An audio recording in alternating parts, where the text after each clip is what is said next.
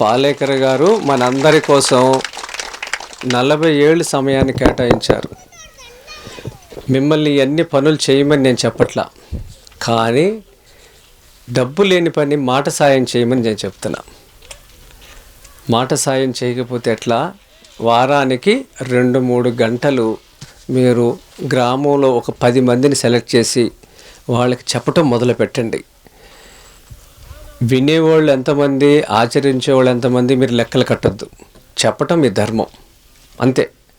మార్పు ఎప్పుడు రోజుకు వస్తుంది.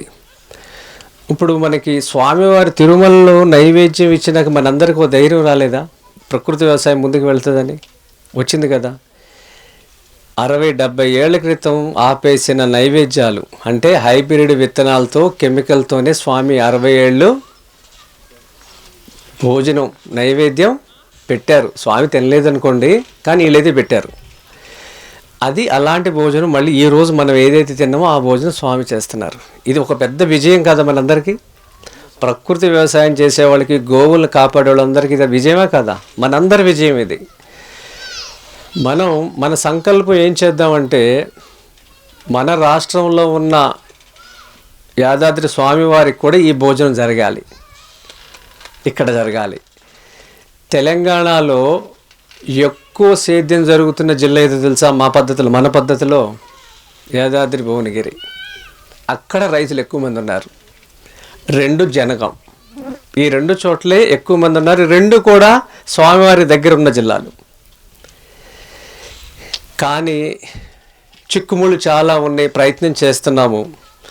మనం అందరం లేవంగానే రోజు నేల తల్లికి నమస్కారం చేసుకోండి. మమ్మల్ని భరిస్తున్నావు, మేము గో ఆధారిత వ్యవసాయం చేసి నేను కాపాడుతాము అని నేల తల్లికి ప్రత్యక్ష దైవం కదా, దండం పెట్టుకుని నా స్వామికి కూడా ఇక్కడ నేను అలా చేయాలని సంకల్పం చేసుకోండి మీరందరూ. మనందరి కోరికలు ఏదో ఒక రోజు నెరవేరుతాయి.